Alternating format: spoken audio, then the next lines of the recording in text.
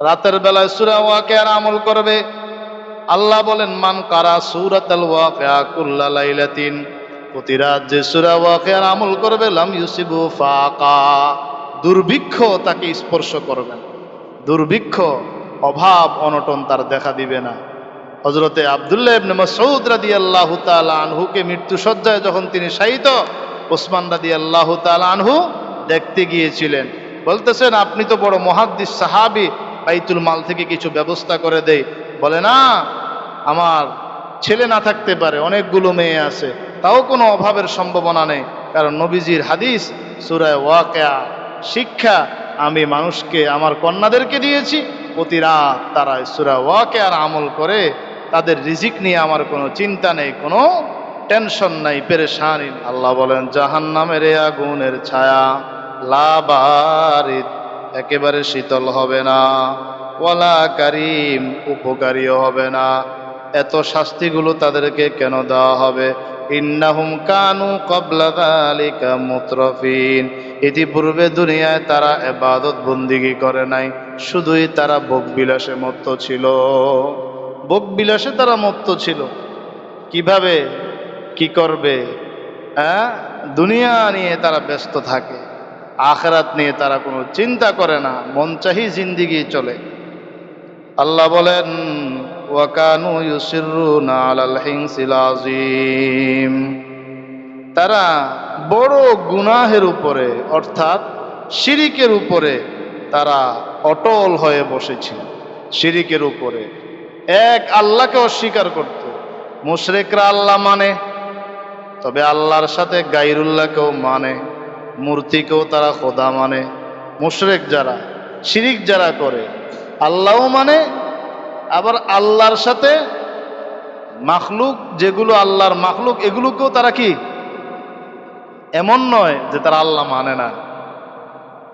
ওয়া কানু ইউসিরুনা আলাল হিনসিল আযীম ওয়া কানু ইয়াকুলুন, তারা বলতো, আইযা মিতনা ওয়া কুন্না তুরাবান ওয়া ইযামান আইন্না লামাবউসুন, আমরা যখন মারা যাব, আমরা যখন মাটি হয়ে যাব, আমরা যখন হাড় হয়ে যাব, আইন্না লামাবউসুন, আমাদেরকে কি পুনরায় উঠানো হবে?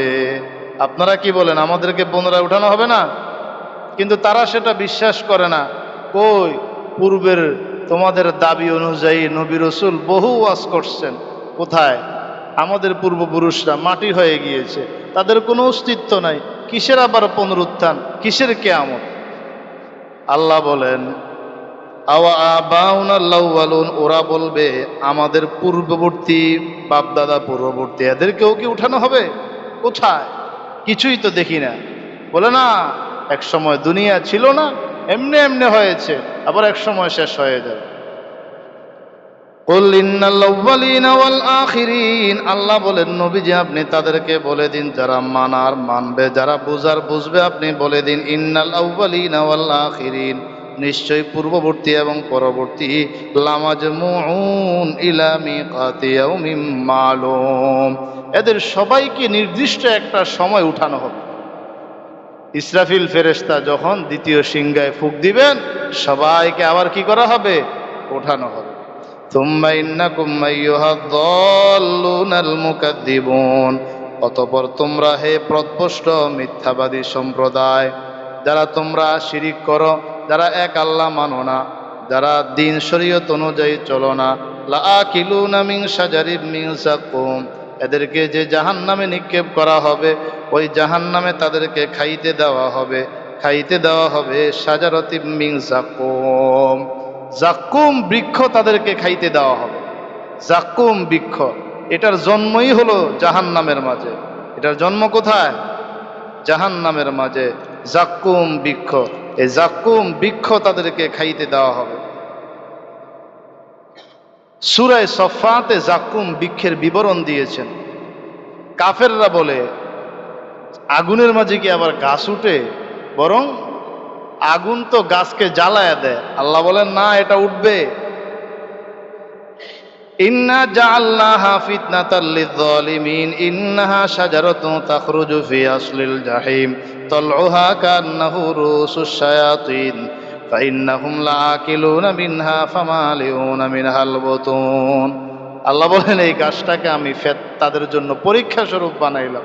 হ্যাঁ, তোমরা অস্বীকারই করবা, কিন্তু আমি জাহান্নাম থেকে এই তিতা কাঁটাযুক্ত বিষযুক্ত গাছ তৈরি করব।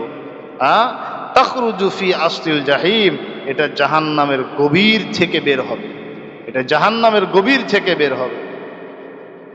আল্লাহ পাক রব্বুল আলামিন বলেন ফামালিউনা মিনহাল বুতুন। খাবার খাইলে পেট ভরে, কিন্তু এই বৃক্ষের ফল খাইলে পেট ভরবে না। এটা তিতা, এটা মারাত্মক বিষাক্ত, এটা মুখের ভিতরে দেওয়ার মাত্রই বমি করে বের করে দিবে। ফাশারিবুনা আলাইহি মিনাল হামিম, ওই জাহান্নামীদের আরেকটা শাস্তি হলো তাদের উপরে ফুটন্ত গরম পানি একবারে টকবক টকবক করবে, আস্তা মানুষের উপরে ঢেলে দেওয়া হবে। আস্তা মানুষের উপরে কি ঢেলে দেওয়া হবে। ফাশারিবুনা শুরবাল হিম। আচ্ছা, এই ফুটন্ত গরম পানি কি খাওয়া যায়? বলেন না খাওয়া যায়। কিন্তু তারা খাইবে, কিন্তু তারা খাইবে, কারণ পিপাসা আরো মারাত্মক। চতুর্দিকে যদি আগুন হয়, চতুর্দিকে আগুন হয়, তাহলে পিপাসা আরো বেড়ে যায়। আল্লাহ বলেন ফাশারিবুনা শুরবাল হিম। উটের মাঝে রুগী এক ধরনের উট আছে, এদের রোগ থাকলে এদের ঘন ঘন পিপাসা ধরে, যতই পানি পান করে ততই তাদের পিপাসা জন্মায়। আল্লাহ বলেন ওই রুগী পিপাসার্ত উটের ন্যায় তারা পান করতে পারবে, পান করতে থাকবে, গরম পানি খাবে, খাবে, ভিতরের নারীগুলি সব শেষ হয়ে যাবে, আবার ঠিক হয়ে যাবে, আবার তারা খাবে, খাইতে থাকবে, তৃষ্ণা তাদের নিবারণ হবে। ফাশারিবুনা শুরবাল হিম হাযা নুজুলুহুম ইয়াউমাদ্দিন। আল্লাহ বলেন এটা তাদের ওই দিনের আপ্যায়ন, এটা তাদের ওই দিনের আপ্যায়ন। নাহনু খালাকনাকুম, আমি তোমাদেরকে সৃষ্টি করলাম, ফালাউলা তুসাদ্দিকুন, কেন তোমরা বিশ্বাস করো না? বিশ্বাস করো না কেন? আমরা বিশ্বাস করি আমাদের সৃষ্টিকর্তাকে, আমাদের সৃষ্টিকর্তাকে আল্লাহ। এবার আল্লাহ তাআলা এক আল্লাহর অস্তিত্বকে বুঝাবার জন্য আমাদের সামনে কিছু চমৎকার দৃষ্টান্ত দিচ্ছেন। এক নাম্বার, আফারাআইতুম মা তুমনুন, তোমরা কি ভেবে দেখেছো যে মনি, যে বীর্যোৎপাত তোমরা করো, তোমাদের বিবিদের রেহেমের মাঝে যে বীর্যপাত করো, এটা নিয়ে কি তোমরা একটু ভেবে দেখেছো? আনতুম তাখলুকুনাহু আম নাহনুল খালিকুন, তাকে কি তোমরা সৃষ্টি করেছো নাকি আমি আল্লাহ সৃষ্টি করেছি? এই আয়াতের দুইটা তাফসীর লেখেন। এক নাম্বার, এই বীর্যটাকে কি তোমরা বানাইলা না আমি বানাইলাম? তোমরা তো পারো না। দুই নাম্বার, বীর্য দ্বারা যে মানুষটা তৈরি হয়, এই মানুষটাকে তুমি বানাইলা না আমি বানাইলাম? নাপাক পানি কয়েক ধপায় পর্বে পর্বে আস্তে আস্তে জমাট রক্ত, সেখান থেকে গোশতের টুকরা, ওখান থেকে ভিতরে হাড় আকার আকৃতি দিয়ে বিভিন্ন এক এক 40 দিন পর পর এক একটা রূপ দিয়ে আমি আল্লাহ আস্তে আস্তে আস্তে আস্তে মানুষটাকে বানাইলাম। বলো দুনিয়ার কোনো ক্ষমতাবান কি পারবে? এটাই আল্লাহ বলেছেন যে তাকে কি তোমরা বানিয়েছো নাকি আমি বানিয়েছি? সূরাতুত তিনে আল্লাহ পাক রব্বুল আলামিন এ প্রসঙ্গে বলেছেন লাকাদ খালাকনাল ইনসানা ফি আহসানি তাকওয়িম, আমি মানুষকে সুন্দর আকৃতি দিয়ে সৃষ্টি করেছি। ব্রুটা কতটুকু দিলে সুন্দর দেখা যাবে? হ্যাঁ, পুরুষকে দাড়ি দিলে সুন্দর দেখা যাবে, নারীকে দাড়ি না দিলে সুন্দর দেখা যাবে, মাথায় চুল থাকলে সুন্দর দেখা যাবে, কপালে চুল না থাকলে সুন্দর দেখা যাবে, চেহারায় চুল না থাকলে সুন্দর দেখা যাবে। কি কথা ঠিক না বেটি? মানুষকে আমি খুব সুন্দর আকৃতি দিয়ে সৃষ্টি করি। এখন তো শুরু হয়েছে মানুষ আল্লাহর দেওয়া ওই আকৃতিগুলো পরিবর্তন করে ফেলে। কি বলে? ব্রু ফেলাক করে নাকি? আমি এগুলো জীবনে দেখিও নাই, বুঝিও না। আবার কিছু আছে এটা কি পার্লারে গিয়ে করে যে মেকআপ, আরো কি আছে না, সার্জারিও আছে, প্লাস্টিক সার্জারি। আল্লাহ হেফাজত করুক। পার্লারে গিয়ে মেকআপ করে, প্লাস্টিক সার্জারি করে, এগুলোর নাকি বিভিন্ন কোয়ালিটি আছে। আর এখন বাংলাদেশে এক সুন্দরী, সবচেয়ে বড় সুন্দর ছেলে নাকি বের হয়েছে, সবচেয়ে বড়, অ্যাডলব খান নাম দিয়েছে নাকি, আপনারা মোবাইলে তো দেখছেন নাকি, অ্যাডলব খান। তো তাকে সাংবাদিক বা কেউ প্রশ্ন করলো, আপনি পার্লারে গিয়ে সাজতে কতক্ষণ লাগে মেকআপ করতে? বলতেছে মিনিমাম 1 ঘন্টা। কত? 1 ঘন্টা। তো পার্লারে গিয়ে সাজলে তো কালো মানুষও সাদা হয়, এই কথা ঠিক না বেঠিক? তো পার্লার বাদ দিয়ে জনসম্মুখে আসো, তো দেখা যাবে তোমার থেকে হাজার হাজার বাঙালি যুবকরা এমন আছে যারা দেখতে তোমার থেকে আরো বেশি সুন্দর। কি কথা ঠিক না বেঠিক?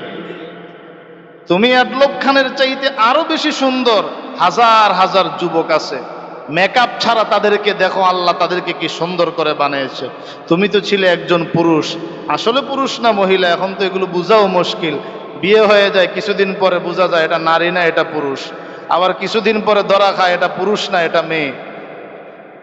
তো দেখতে অনেকে বলে এটা হিজলার মতো অ্যাডলব খান, কানের ভিতরে আবার মহিলার আকৃতি, চুলের ভিতরে মহিলার ডিজাইন, মুখেও মহিলার ডিজাইন, আবার মেকআপ, এরপরে অপচয় যেগুলো হারাম কাজ, অভাব নাই।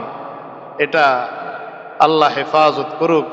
এভাবে ভ্রু কেটে বিভিন্ন সাজসজ্জা গ্রহণ করা এগুলো সম্পূর্ণ হারাম। বলেন না এগুলো সম্পূর্ণ কি?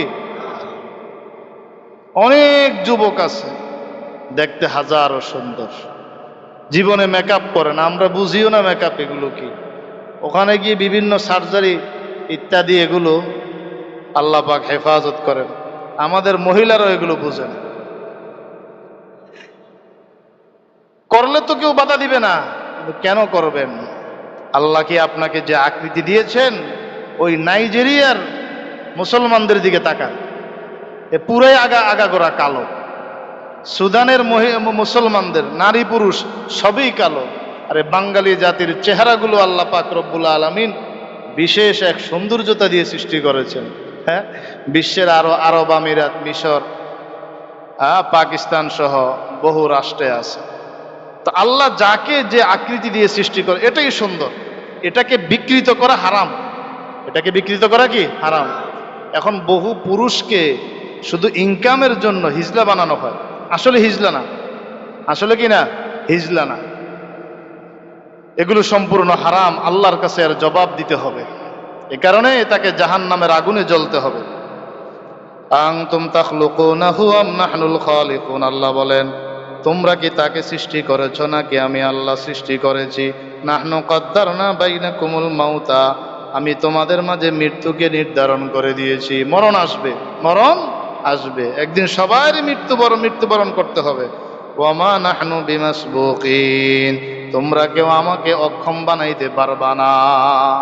আল্লাহ যখন যেভাবে যা চান তাই করতে পারেন, আল্লাহ সক্ষম তাদের, আল্লাহ তাআলা সর্বময় ক্ষমতার অধিকারী। এই কথা ঠিক না বেঠিক?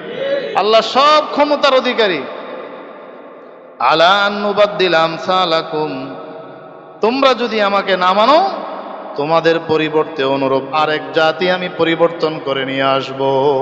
যুগে যুগে এমন অনেক দেখা গিয়েছে, বনি ইসরাইল বারবার নাফরমানি করেছে, আল্লাহ তাদেরকে বারবার মুক্তি দিয়েছেন। নূহ আলাইহিস সালামের সম্প্রদায় নাফরমানি করেছে, ওদেরকে ধ্বংস করে নতুন আরেক জাতি আল্লাহ পাঠিয়ে দিয়েছেন। আমরা যে পাপ করি, আল্লাহ চাইলে আমাদেরকে ধ্বংস করে দিয়ে নতুন আরেক জাতি আল্লাহ তৈরি করবেন, যারা হবে মসজিদমুখী, যাদের সাথে কোরআনের সম্পর্ক, যারা আল্লাহর জিকিরে লিপ্ত থাকবে, ইবাদত বন্দিগিতে লিপ্ত থাকবে। কিন্তু আল্লাহর নবী মুহাম্মদুর রাসূলুল্লাহ সাল্লাল্লাহু আলাইহি ওয়াসাল্লাম দোয়া করেছেন, আমার উম্মতকে একবারে ধ্বংস করে দিও না। আমার উম্মতকে, অন্য নবীর উম্মতকে যেমন বানরের আকৃতি, শূকরের আকৃতি দিয়েছো, আমার উম্মতকে দিও না। এ কারণে গুনাহ করার পরেও আল্লাহ নবী মুহাম্মদুর রাসূলুল্লাহর দোয়ার বরকতে আমাদেরকে হেফাজত করেন। আল্লাহ সবাইকে হেফাজত করেন, জোরে বলেন আমিন। ওয়ানুনশিয়াকুম ফীমা লা তা'লামুন, এবং আমি তোমাদেরকে এমন সূরত দিয়ে সৃষ্টি করব যা তোমরা জানো না। বানর শূকরের আকৃতি দিয়ে বানায় দিতে পারি। ওয়ালাকাদ আলিমতুমুন নাশআতাল উলা ফালাউলা তাযাক্কারুন, তোমরা তো জানো, তোমরা বিশ্বাস করো প্রথম সৃষ্টি সম্পর্কে, যা আল্লাহ প্রথমবার বানাইলেন। ফালাউলা তাযাক্কারুন, তাহলে তোমরা কেন উপদেশ গ্রহণ করো না? যে কোনো জিনিস প্রথম বানানো কঠিন। নৌকা প্রথম বানাইলেন নূহ আলাইহিস সালাম, প্রথম বানানো কঠিন। বিমান প্রথম বানানো কঠিন। যে কোনো জিনিস প্রথম বানানো সৃষ্টিটা কঠিন। এরপরে এটা দেখে দেখে তো নকল সবাই করতে পারে। তো যে আল্লাহ প্রথমবার আমাদেরকে সৃষ্টি করলেন, ওই আল্লাহ মরণের পরে আবার পূর্ব সূত্র থেকে পুনরায় সৃষ্টি করতে পারেন কি পারেন না? উঠাইবেন আল্লাহ সবাইকে কবর থেকে। 2 নম্বর দৃষ্টান্ত, আফারাআইতুম মা তাহরুসুন আনতুম তাজরাউনাহু আম নাহনুজ জারিউন লাউ নাশাউ লাজআলনাহু হুতামান ফাযালতুম তাফাক্কাহুন ইন্না লামুগরামুনা বাল নাহনু মাহরুমুন। আল্লাহ বলেন, যে বীজ তোমরা বপন করো, একটু খেয়াল করেন। আপনি আলু লাগানো, একটা উদাহরণ দিচ্ছি আর কি, এভাবে যে কোনো ফলের বীজ মাটির ভিতরে লাগায় না, আলু লাগানো দেখছেন কারা কারা? আলু লাগাইতে একটু হাত উঠান দেখি।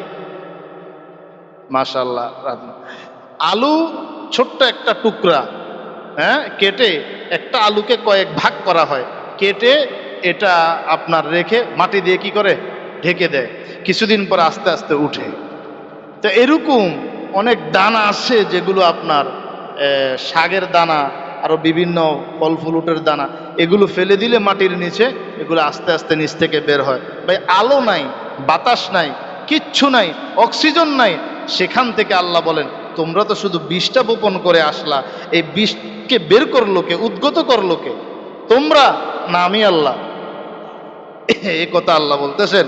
আফারাআইতুম মা তাহরুসুন আনতুম তাজরাউনাহু আম নাহনুজ জারিউন।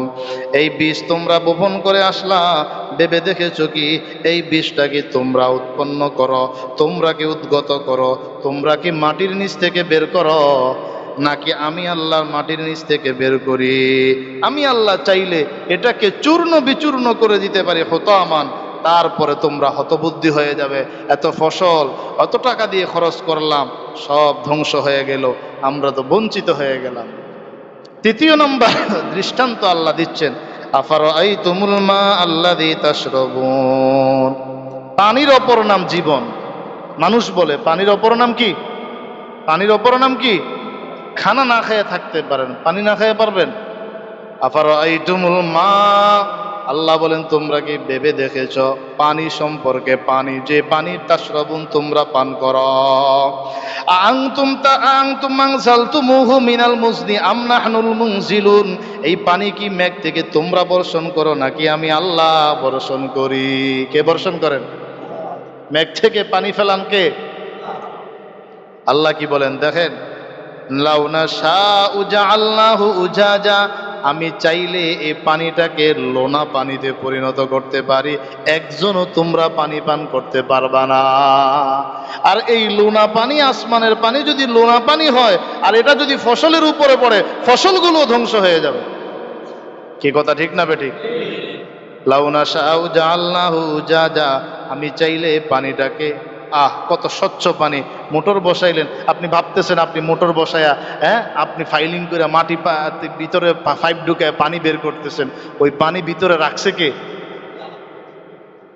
এই যে পুকুর, নদী, নদ নদী, আপনার যদি আল্লাহ যদি বৃষ্টির পানি না দিতেন তাহলে এগুলো সব শুকিয়ে যেত, জাহাজ চলাচল বন্ধ হয়ে যেত, পানি দ্বারা কত কিছু তৈরি করা হয়, সব উপকরণ বন্ধ হয়ে যেত।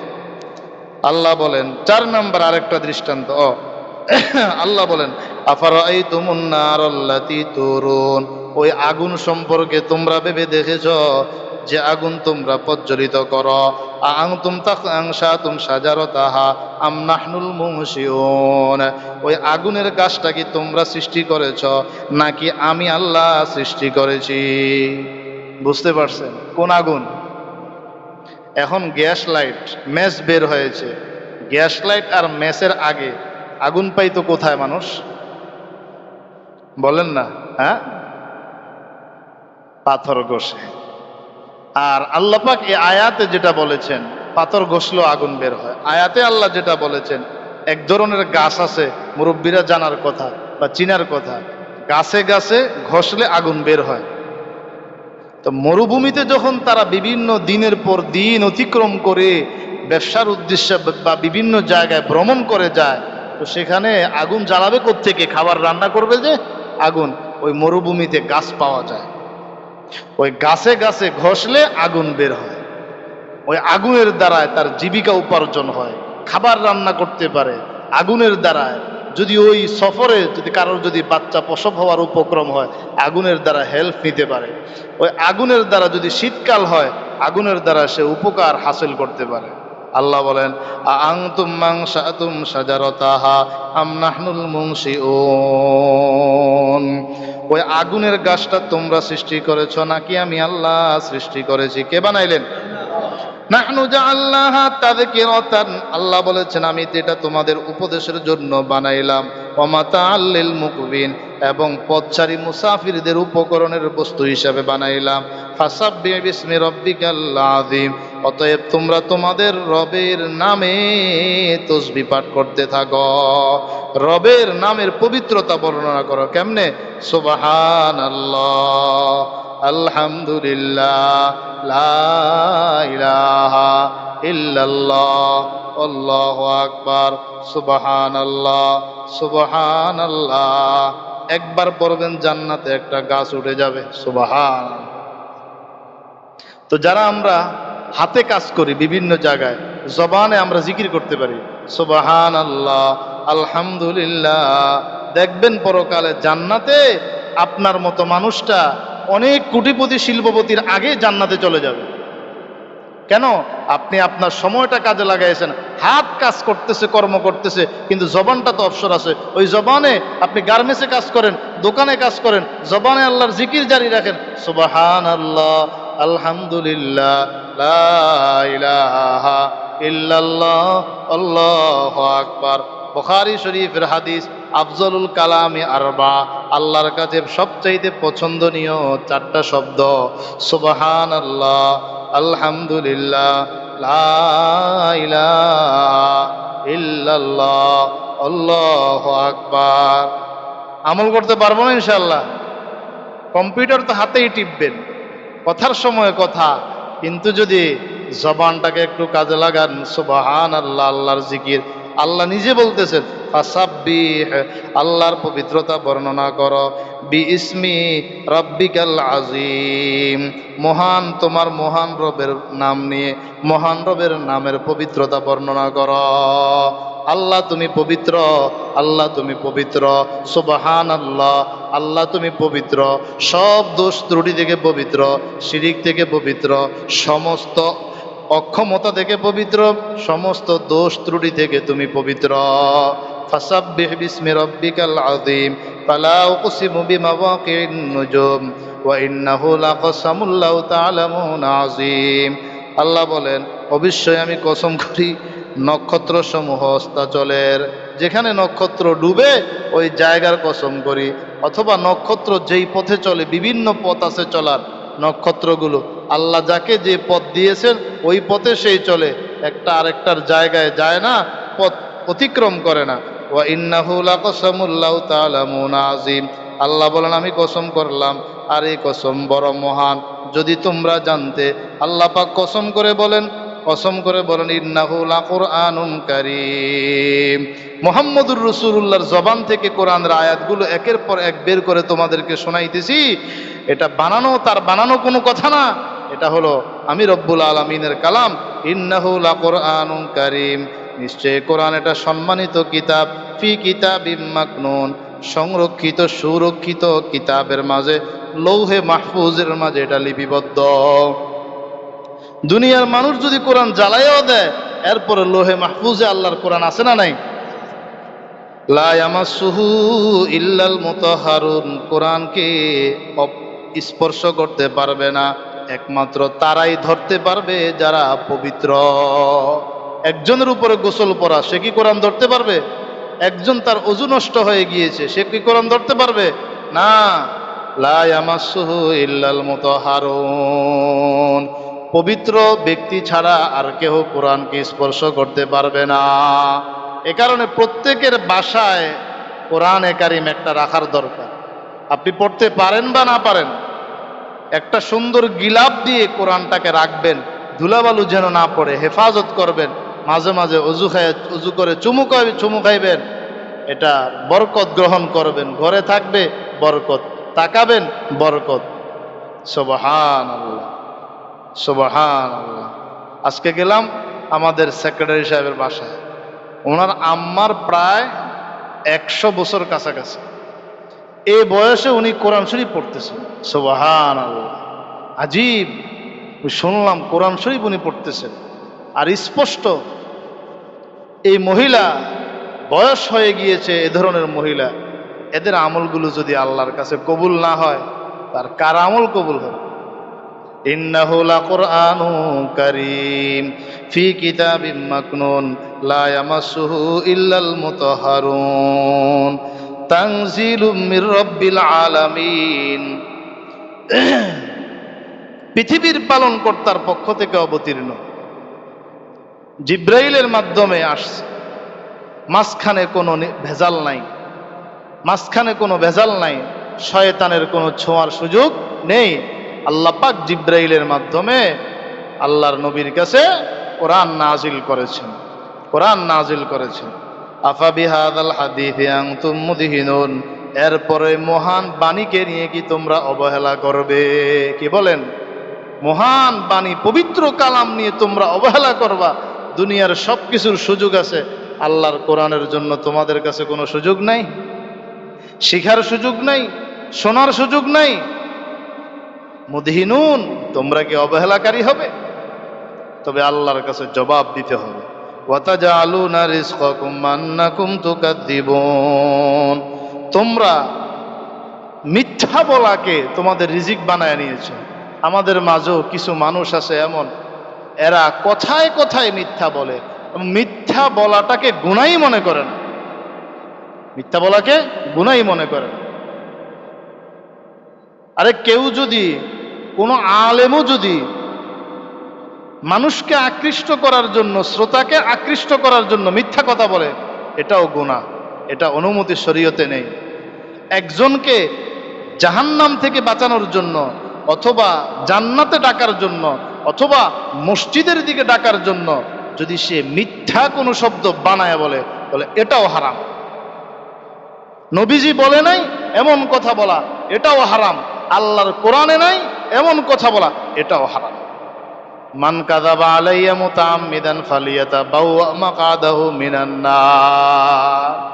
মুকদ্দমায় মুসলিম শরীফের মুকদ্দমায় আছে, ইচ্ছা করে কেউ যদি, নবীজি বলেন, আমার উপরে মিথ্যা বলে, সে যেন তার ঠিকানাকে জাহান্নাম বানায় নেয়, সে যেন তার ঠিকানাকে জাহান্নাম বানায় নেয়। আল্লাহ আমাদের সবাইকে হেফাজত করেন, সকলে বলি আমিন। আর কয়েক লাইন আছে, শেষ করে দিচ্ছি। ফালাউলা ইযা বালাগাতিল হুলকুম, রবকে যদি না মানো, কোরআনকে যদি না মানো, এতই যদি তোমাদের ক্ষমতা হয়ে যায়, এত যদি তোমরা শক্তিশালী হয়ে যাও, তবে ফালাউলা ইযা বালাগাতিল হুলকুম, যখন তোমাদের রূহটা বের হয়ে যায়, কণ্ঠগত হয়, রূহটা যখন বের হওয়ার উপক্রম হয়ে যায়, আজরাইল যখন রূহটা টেনে বের করেন, তোমরা তাকায় থাকো, ফিরে রাখতে পারো না কেন? রাখো না, আমি এটাকে বের করে নিচ্ছি, তোমরা ফিরে নাও। কেউ পারবে? আল্লাহ বলেন, ওয়া আনতুম হিনা ইযিন তানজুরুন, ওই সময় তোমরা শুধু তাকায় থাকো। ওয়া নাহনু আকরাবু ইলাইহি মিনকুম ওয়ালাকিন লা তুবসিরুন, আমি ওই মৃত ব্যক্তির কাছে, তোমরা তার কাছে, এর থেকেও আমি আরো বেশি নিকটবর্তী। ওয়ালাকিন লা তুবসিরুন, কিন্তু তোমরা দেখো না। ফালাউলা ইন কুনতুম গায়রা মাদিনিন তারজিউনাহা ইন কুনতুম সাদিকিন, আরে হিসাব নিকাশ যদি তোমরা অবিশ্বাস করো, পরকাল যদি অবিশ্বাস করো, তবে তোমরা তোমাদের দাবিতে সত্যবাদী হলে কেন তোমরা এই রূহটাকে ফিরিয়ে রাখতে পারো? আমি নিয়ে নিলাম, তোমাদের ক্ষমতা থাকলে, শক্তি থাকলে ফিরিয়ে রাখো। কোটি কোটি টাকার মালিক এক রোগী, তার সঙ্গে কোটি কোটি টাকার মালিক অনেক ডাক্তার, যেই কোনো রোগ দেখা দিবে ওষুধ দিবে, ডাক্তারগুলো ভালো বেতন দেওয়া, তার সার্ভিসের জন্য কোটি কোটি টাকা। কিন্তু আজরাইল আসছে, ঠেকাইতে পারছে? বলেন না, ঠেকাইতে পারবে? ফাআম্মা ইন কানা মিনাল মুকাররাবিন। সূরার শুরুতে 3 ধরনের মানুষের কথা আল্লাহ বলেছেন। কয় ধরনের?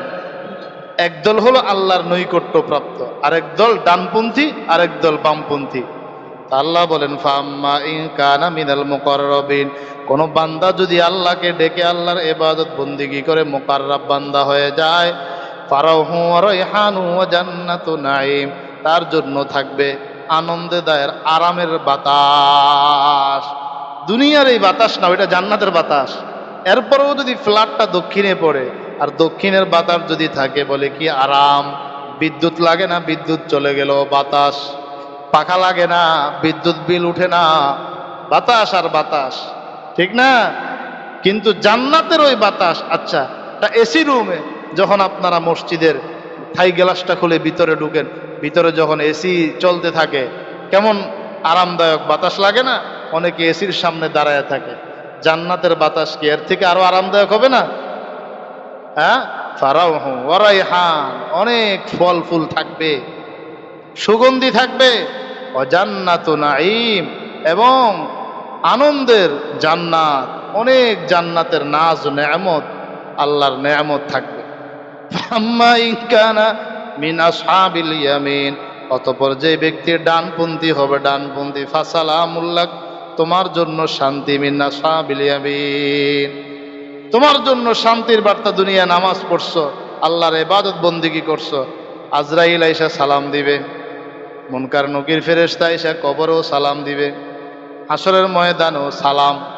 আবার যখন জান্নাতে ঢুকবে, তাহিয়াতুহুম ইয়াউমা ইয়ালকাউনাহু সালাম, তখনও তাদেরকে সালাম দ্বারা অভ্যর্থনা জানানো হবে।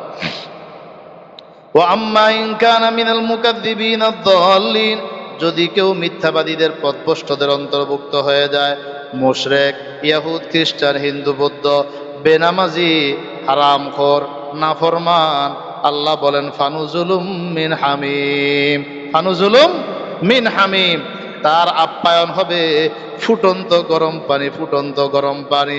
আপনি যখন গরম ভোগ করে রৌদ্রের তাপ থেকে আপনি যখন বাসার ভিতরে ঢোকেন, 1 গ্লাস ফ্রিজের ঠান্ডা পানি, লেবুর শরবতের পানির দাম আছে না নাই? খুব মজা লাগে, খুব মজা লাগে যে আমাকে ঠান্ডা পানি দাও, আমাকে শরবত দাও। আর আসলে মেহমান গেলে প্রাথমিক আপ্যায়ন হলো শরবত দ্বারা। তো জাহান্নামীকে প্রাথমিক যে আপ্যায়নটা দিবে, ফানুজুলুম মিন হামিম, তাকে কি ফুটন্ত গরম পানি আপ্যায়ন করা হবে। ওয়াতাসলিয়াতু জাহিম, জাহান্নামে প্রবেশ করা হবে। ইন্না হাযা লাহু হাক্কুল ইয়াকিন, আল্লাহ বলেন এটা হলো ইয়াকিনি কথা, হক কথা, এটা কোনো মিথ্যে নয়, এটা আল্লাহর কোরআন, এটা আমার কথা, এটা সত্য কথা। ফাসাব্বিহ বিসমি রাব্বিকাল আযীম, সূরার শেষে আবার একই কথা, তুমি তোমার মহান রবের নাম নিয়ে পবিত্রতা বর্ণনা করো। সুবহানাল্লাহ ওয়ালহামদুলিল্লাহ লা ইলাহা ইল্লাল্লাহ ওয়াল্লাহু আকবার, সুবহানাল্লাহ আলহামদুলিল্লাহ লা ইলাহা ইল্লাল্লাহ আল্লাহু আকবার। আল্লাহ আমাদের আমল করার তৌফিক দান করেন।